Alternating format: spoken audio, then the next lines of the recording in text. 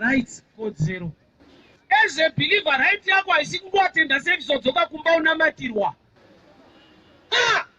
There are more rights vese vakamugamuchira akavapa simba rekuti vanzi vana vaMwari. Simba racho nderei? Saka uchiona tine mumavhesi ekuti munguva yedu ari sensitive ukaataura. Sevhesi inoti makapiwa pachena pai pachena. Ndakati iyo handidi kuitsanangura asi nokuda tingopanana mubvunzo kuti zvii zvairehwa. Zvanzi makapiwa pachena pai pachena, zvii zvaitaurwa tipote tichipanana. Nokuti zvimwe zvacho zviri kumaketi izvezvi. Zviri mulist yekuti makapiwa pachena ipai pachena. Zvii zvairehwa izvi. Makapiwa pa tine zvatopiwa naye. Zvatopano kukusvitsai free. Ukatoona patonyorwa zvaitozikanwa kuti zvichatengeswa. Ukaona rega ndizvisiye paridza. Ezekiel, speak to the bones. Taura nemabhonzo. Saka Ezekiel mufundisi wemazuva ano haadi kutaura nebhonzo rakaoma. Andati tangira vene nyama kuti azotaura naro. Why? Nokuti bhonzo akataura naro richiri rakaoma rikaziva zvokwadi yaMwari, pachauya nyama richaziva kuti ndiMwari ari kuzviita, kwete Ezekiel. Saka kune imwe information yaunonyimwa kuti urambe wakabatirira kumunhu. Nokuti information yacho inobuditsa pachena kuti iwewe God can use you, he can speak through you, he can do things through you. Izvozvo zvikavarwa, information iyo ikavarwa, unongo chingoti takamirira munhu waMwari anonzwa Mwari. Yeti mubhaibheri kune dhongi rakanzwa Mwari, kataura rakagarwa naprofeti vasisanzwe Mwari. So kana Mwari achishanda nedhongi newe anokwanisa. Kana dhongi rakavhurwa meso iwe anokuvhura iwe. Ezekiel, taura nemabhonzo. Asati ava nenyama, speak to them. Kuti Mwari anotarisirwa kuti ugone kumuteerera nyangwe zvisati zvaita. Nokuti relationship yaari kutsvaka newe ndo ichaudza zvinhu zvawakamirira. Relationship yaari kuda newe ndo ine mabenefits ezvinhu zvaunoti breakthrough. I'll give you an example. Vanhu vari mugwenga vaidya chingwa chavakati mana. Vari mupromised land hakusisina mana, kunonaya mvura, vorima wheat yaibva vobheka chingwa. The same bread yavaiti miracle murenje kana vaa muKenani right yavo as farmers. Do you know kuti kune zvinhu zvatinofungidzira kuti i-breakthrough ari ma-rights ako kana waa-believer? Ina mfungidzo kuti mwana wangu angavhunduke ndikamupa pocket money. Unless relationship yedu kana isiri right. Saka uchiona paunopa dzimai wako fundo, unoswera uchikubvunza kuti hey, unozoti hauwanzodaro, hamuna relationship. Wandozoti ine urongwa, hakupiwa munhu mari kumba kwenyu. Be surprised. Relationship nelevel yako as a believer inokusvitsa pakuti zvimwe zviri kunzi nevanhu masurprise ma-rights. Somebody ndakaenda kugorodha wakandipa bhutsu akati munhu waMwari mashamisika ka maiziva here kuti mukaya kuno kunowana bhutsu. Ndikati handina kushamiswa nekuwana bhutsu, chingatondishamisa ndechekuti ndiwo wandipa, asi kuti ndaifanirwa kudzipiwa i-right. Shoko rinoti chaunodyara ndochaunokohwa. Kukohwa haisi surprise kana wakadyara. Ungavhunduka kutama nokubuda kuita chibagwa kana wakadyara chinobuda. So as a believer unofanira kusvika pa-lifestyle yekuti miracles must become part and parcel of your life. Okay, to shock you a bit. Munoziva here kuti Mwari haaite ma-miracles. Kuti miracle ilanguage yemunhu, kuna Mwari ndo zviri natural, ndokuita kwake. Asari kuti Mwari anovhunduka munhu akafa obvamuka, please. Ndokutoita kwacho haavhunduke. Ndomagariro ake anoshamisa. Kushamisa, that's his nature, is God. Wafanana nemwana wapresident amatine masoseji. Hambofamba achitaura. Tikabata ruwani kanyama kasoseji. Ukaona munhu achitaura ndokumfa kosi. Because it's surprise. Uiwoka.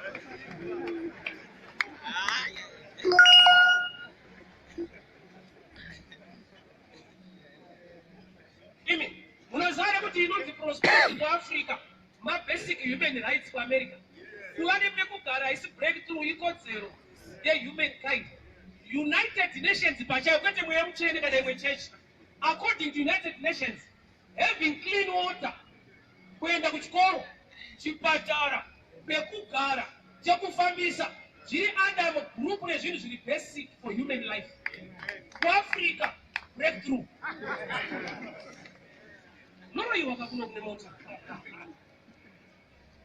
America varu unoda kufamba sei? They understand no basic right. Kutopika suti unozola taraso. Mapasta ema suti waya. Noma work suit. Kwa ndito shandira mweri. Noma work suit yokubasa kwedi waya. Chimwe zvinhu zvaunofungidzira kuti breakthrough. Haisi my basic human rights. Enda kwa America unopupura so. Totenda mwani. Daane vits. Unopupura chichi toro. Kamota kadiki so.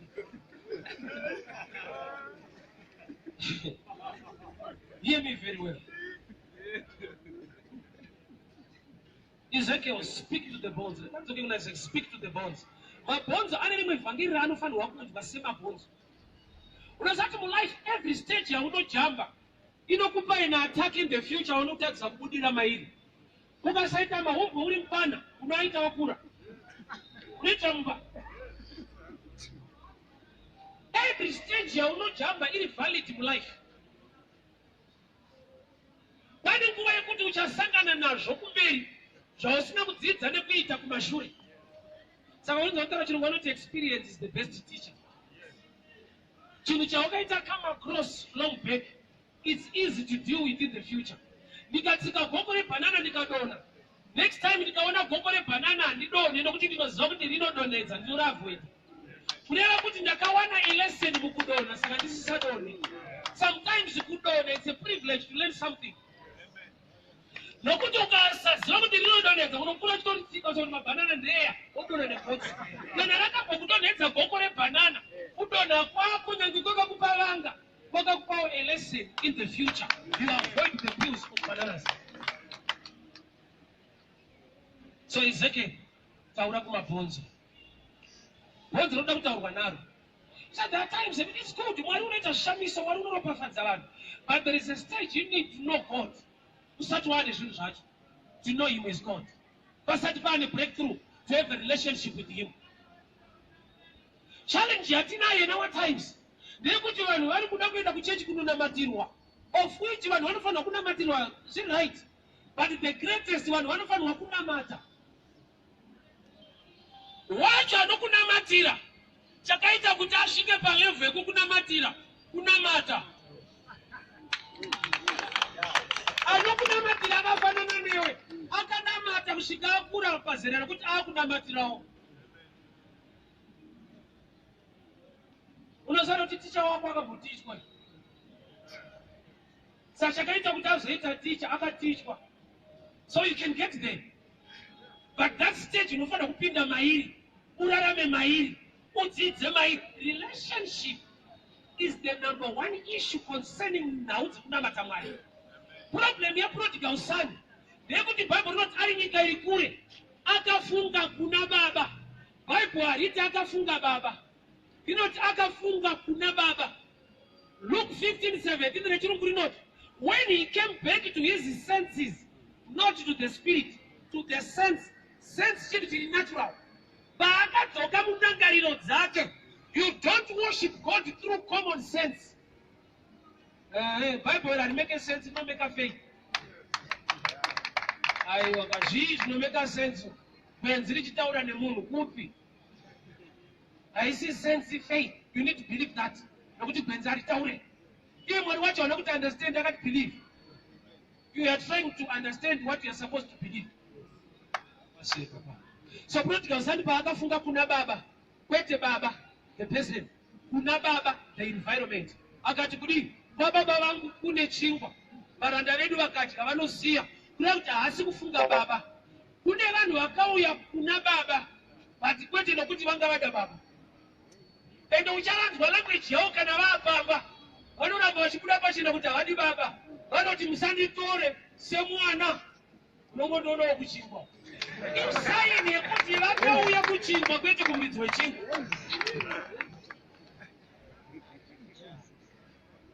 Waichaka mudriver back to the father. Ihanga. Zara ndiyakamuti kuna baba kune chingwa. I'm not against bread.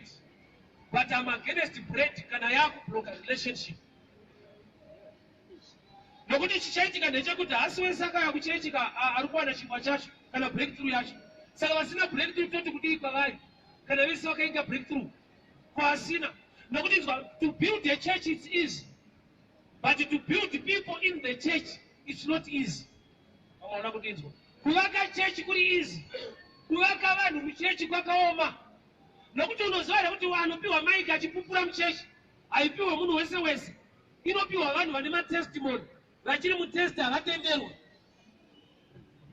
Unoti wese ari muchechi zviri kufamba, ukanzwa vachipupura nhova nezviri kufamba, vakapiwa mumwe nezvisiri kufamba unovhunduka kuti iye achipinda pano kuti 10 years ndiri pano handishande, oiri ndakatenga ndikazora ndisandapinda mastika akapiwa maiki type iyeyo munobuda. Saka kuchengeta chechi tinotsvaga vane zviri kufamba, but kuchengeta vanhu vane zvisiri kufamba kuvaudza kutendeka nekururama kwaMwari. Nokuti tine vanhu vakuti nyange vachinamata things are not okay. Let's be real. Tine vanhu vari kurwara vari muchechi tichiparidza Mwari anoporesa, toti kudii kwavari vanhu kuswera tichivaaccusa kuti don't have faith.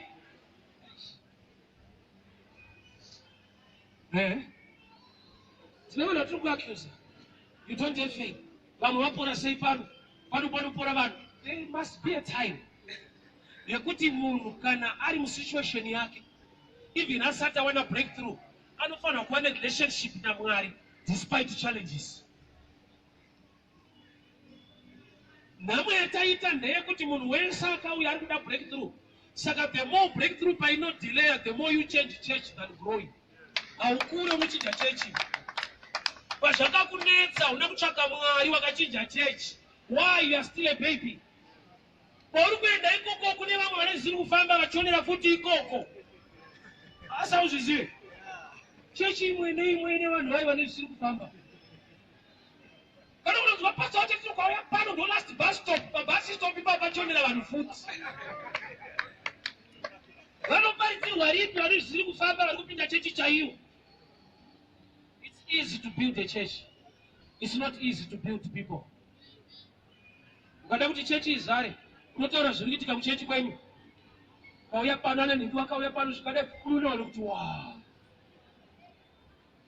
Inzwa maybe 11:28. Uyai kwandiri makaneta makaremerwa ndichakupai zororo. Vhesi iyo yakazadza vanhu muchechi.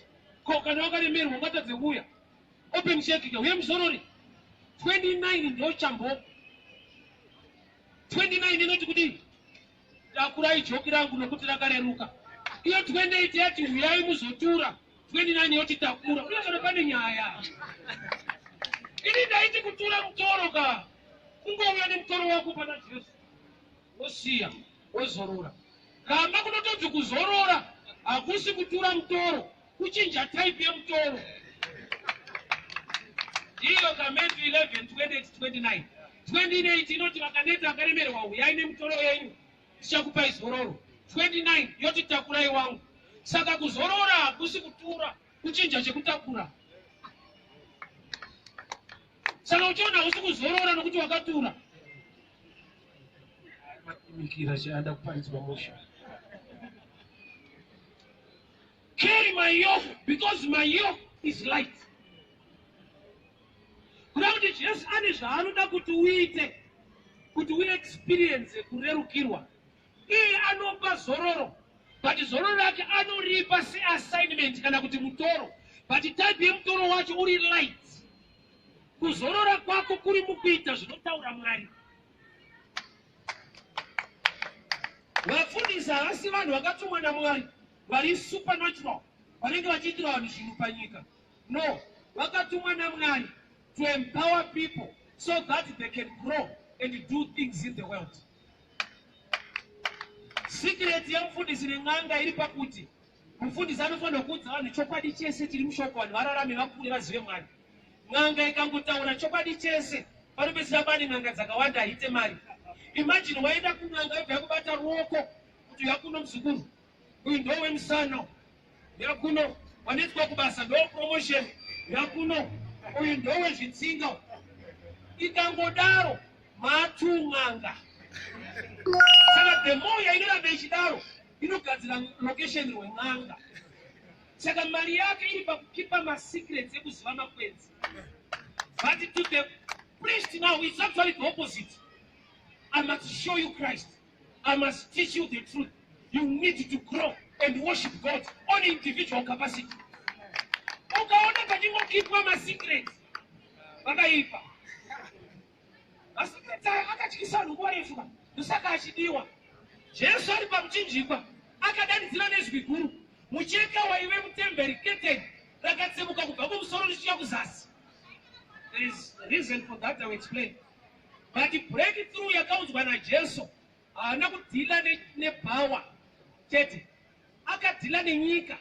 Apa cross akadhila nechurch. Church sometimes it becomes a problem. Mwari akasadhila nayo. Kwete power church. Jesu ari pamuchinjikwa paakadanidzwa neziguru mucheka waiva mutemberi wakabharuka. Sei muchibharura church pane kuisimbisa?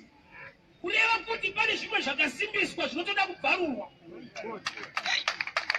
Zvii zvaiitwa pamucheka uyu paketeni? Pane vaienda kuseri Hall of the Holies vanosangana naMwari vonzwa Mwari vauya kuzozivisa bombera. Kana zviri zvipiriso vaipiwa voenda kuseri. Hazikana kuti vanoita ikoko. But pane parakambofura vamwe vafundisi vainzi Hofini naFinehasi zvanzi vairova zvakakora kuseri ikoko. Kunotyisa kakuseri. Kumbe one kuseri kune mai yako kuseri. Jesu akasatibatsira kuseri kukunowa munhu. So ari pamuchinjikwa ane chinhu chaakaremember kuti I've come to give people the same platform as royal priesthood. Saka iye ndiari kutipa ukama naBaba. Paanobayiwa parutivi ropa nemvura zvichibuda, kereke anofanirwa kuenda palimitation yaivapo kuti munhu wese kuburikidza naJesu une one identity. We are now the sons of God. So we are a royal priesthood. Saka kiti ndiraita kuti vamwe vaende kuHall of the Holies, vamwe vari kumbombera parakabharurwa. Akutaura kuti munhu wese ane right neprivilege to operate as a priest because of Christ. Not because of church. I'm preaching Jesus. Kana kwenyu kune limitation ndio kutaura Jesu. Jesu ndiye akatipa the common identity. Church haidaro. That's why Jesu wacho akatodhila nechechi yacho iyi akabharura keteni kubva kumusoro chiya kuzasi. Sei asina kubharura kubva kuzasi chienda kumusoro? Aiziva kuti likabharuka richibva kuzasi munofungidzira kuti vana vesangano vaada kuendawo kuseri vari kuronga vega. Saka likabharuka richibva kumusoro kuzivisa kuti wekumusoro akuenzanisai. We need Christ to help us in the church. Rosara netsika yavaJudha vaigeza tsoka nemaoko kana vashanya pamba pemunhu kuti vapinde mumba. But Jesu Bible rinoti neimwe nguva akageza tsoka dzevadzidzi vake vari mumba. Yeti chinoita kuti mugeze tsoka kuda kupinda mumba musiye dhasi. But Jesu akuda kudzokera akageza vadzidzi vari mumba. Ivo vambogeza vega kudhara. Ari kutoziva kuti vakomana nyange tese tapinda mukati unotoda futi Jesu muri mukati imomo. Nokuti vamwe venyu mune mamwe madhaga matadza kuzameka. Saka Peter aida kuramba. Aiwa shamuka geze Yesu said unge mutreni. Jesu akati vakuru program yandiri kuita ine spiritual meaning. Ukazoiziva uchazvida ivo. Angodaro chete Jesu zvakanzi naPeter akati gezai nemusoro. Kureva kuti Peter zvauri kuramba unozvida ivo. You lack the revelation. But ndizvo zvinhu zvaunoda steri. Hama dzangu tingatendererani. Mukati memba mune nyaya. Mumba mune nyaya, mumba medu mune nyaya. Mukadzi akatsirirwa nekoini akatozva kuti handa kubirwa. Muno mumba munogona kuita kuti ushaye zvinhu zvako. Mumba kwete kuti padze mumba. Hear me very well. Mucheka wepachecho yanga iri limitation according to the old system. But Jesu auya munhu wese ane privilege ne-right yekuoperate as a priest, yekuziva the truth, yekupinda muHall of the Holies. We can now enter in the presence of God through Christ Jesus. Chachikawo vamwe vanguwo vamwe vanotyikawo kuti uzive chokwadi inzara. Imagine kana wakunamata kuti Mwari achikunzwa usingauye kuma 1-on-1 tokuwara. Saka must make sure kuti zvimwe zvacho hakunzwa unotonzwa inini. I'll repeat again. Chachikamuwe mufundisi kuti akuparidzire zvokwadi ukure unamate Mwari uye nehukama uchitaurana uchinamatawo zvichiita kuziva kuti as long kana wakuzviitira ina ndimo muequation. Saka ndokuwara. I must make sure kuti unganamate hako but dzimwe nyayo must see me.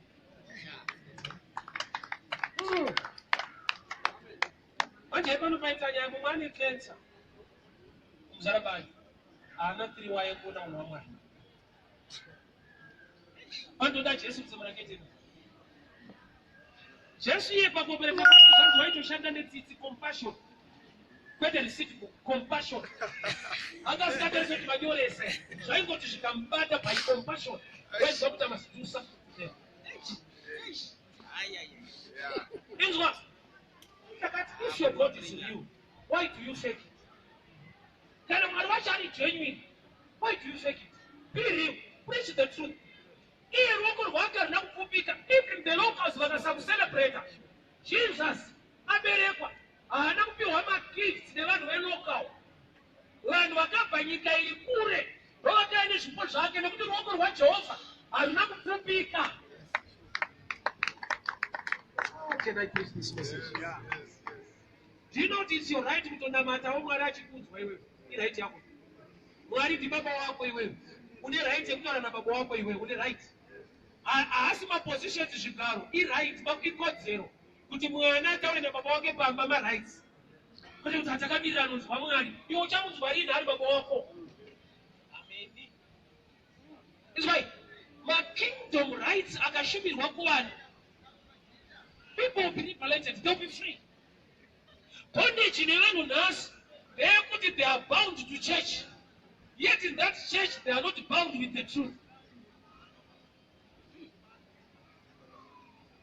Adzidzi vaJesu vakaona munhu achidzinga madhimoni vakanoripota kuti tamurambidza tamuona achidzinga. Kureva kuti kana wane understanding unoopareta sevadzidzi usiri mulisti. Sakudwa nokudhara.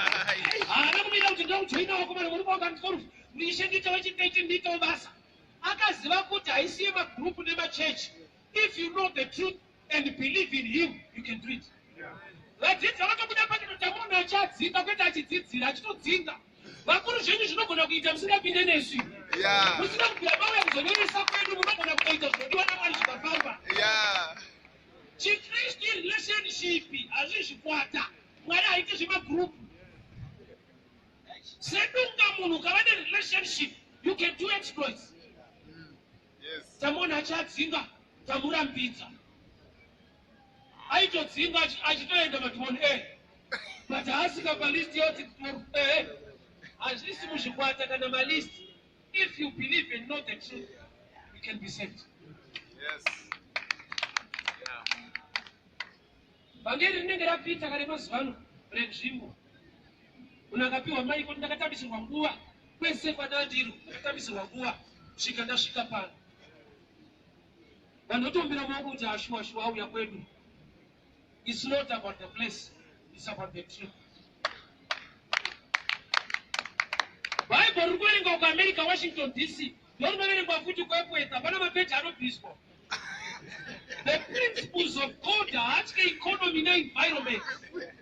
If you believe in Jesus and you know the truth shall set you free. Yeah.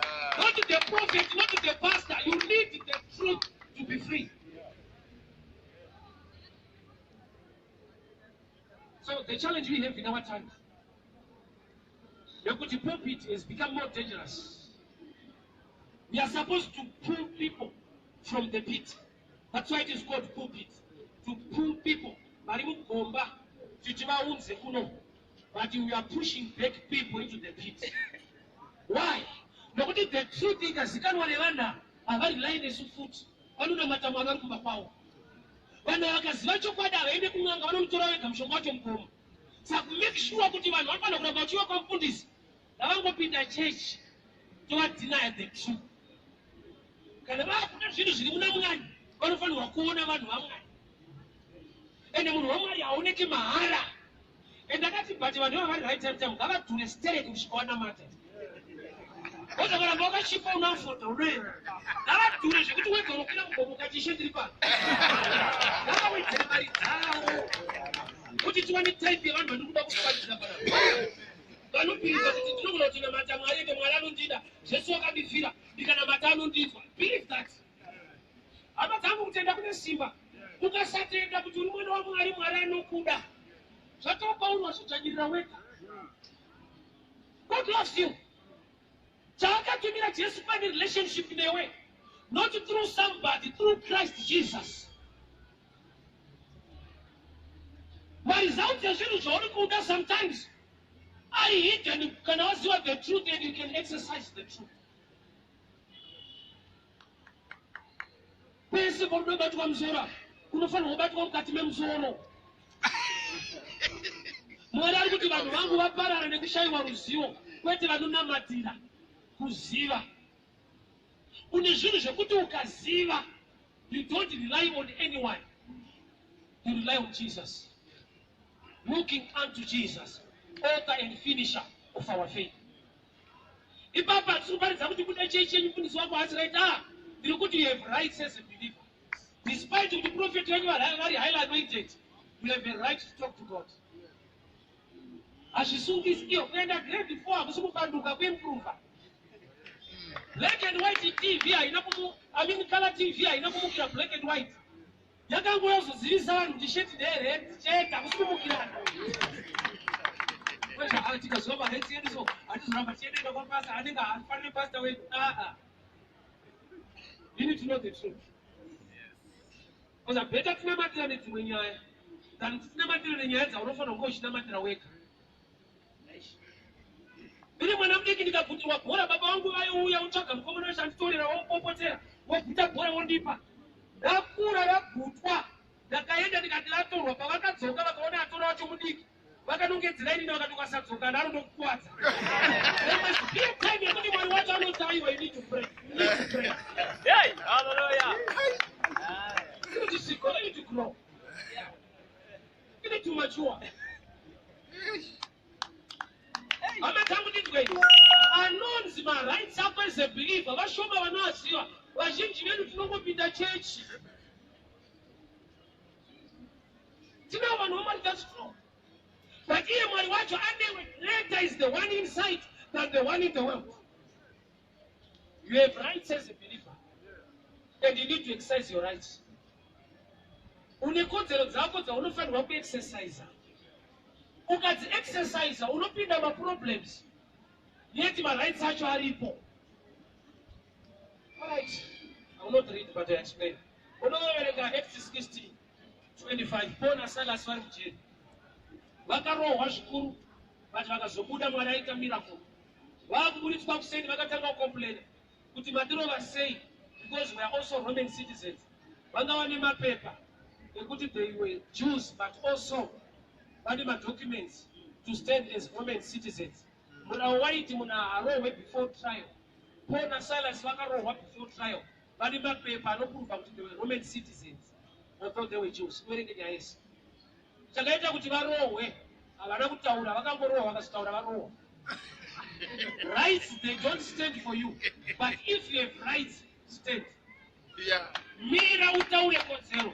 Kwete kuti une kodzero wongomira asi taure ndiwo unotaura unazo. Dai wakataura kana mumereji yako kuti sakanisia mereji dai akaenda. But hauna kutaura weti ndine kodzero semwana waMwari. You need to exercise your right. Hama dzangu. Red robot arimise mota ndio inomira pa red robot. Saka uchiona dzimwe nguva ari red tinombopinda. Nokuti marobot amise mota. Driver ndiye anomira kana ada. But akaisirwa imarobots kuti dzimire. But anomisa here kwete. Tiri kupinda mared aripo. Akatsvuka kudaro ende ari pote futi. But tikabvisa robot tikaisa mupurisa. Akadai. Unongopinda red but akaupinda office. Which means munhu aiswa ndiye hakuexercise that the right inodarika the robot. Shoko raMwari anenge marobots. Iwewe you are the police officer. When put you stand on the rights and decree and declare the word of God in your life. Usati chero shogoliriko. You will not even wanesa kusimama kabla basi. Usaziwa constitution kuti munhu akabano kana kucheni. Osa nyoke kuchera chienda patafana kupinda. Handi kuti ikaone unovharirwa. Hausi kuvharirwa. Why don't you say about the person need to know? I just want constitution. Constitution, I will take it to the TV. Property anymore. Tell me, you cannot do it. About the freedom jail, but you end up breaking. What I said, you know, come on, tell me. Should not be making too much. Should not be on foot. Do that God, which is not constitution, but who exercise the rights. A closed mouth is a closed destiny. Learn to speak things to the spirit. Exercise your right.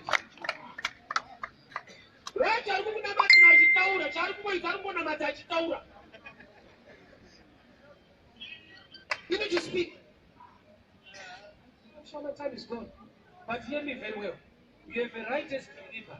It's high time you must exercise your right. Une kodzero semunhu anonamata Mwari, Mwari wacho anotonzwa nenzira neukama newe. Ndibaba vako mune relationship.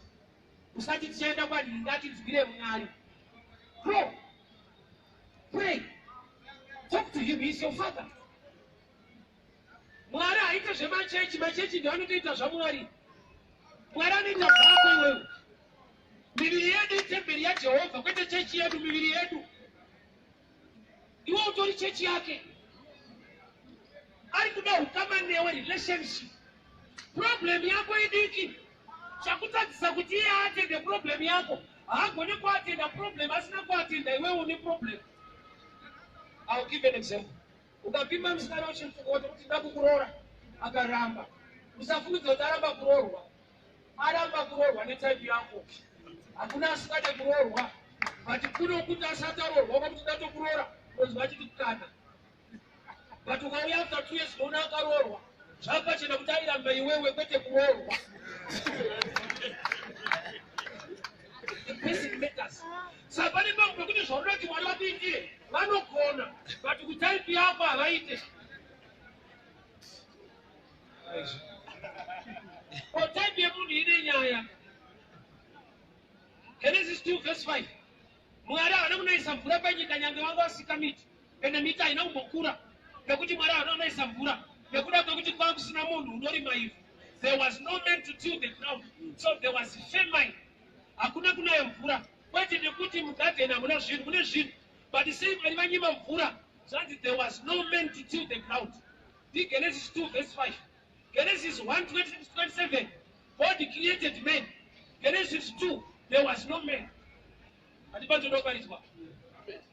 Genesis 1, 26, 27. Mwari vakasika nemufananidzo wavo vakablesa. Genesis 2 verse 5. Havana kunaisa mvura nokuti kwava kusina munhu. Munhu uyo ari kurehwa, a man who can till the ground. Munhu wenyama ndiye anga asipo. Wenyama was formed, wemweya was created. Saka anorima mugadheni haasi wemweya ndewenyama. Kune zvimwe zvenyama zvausiri kuita, zviri kuita kuti Mwari mweya asakuitire zvimwe zvinhu.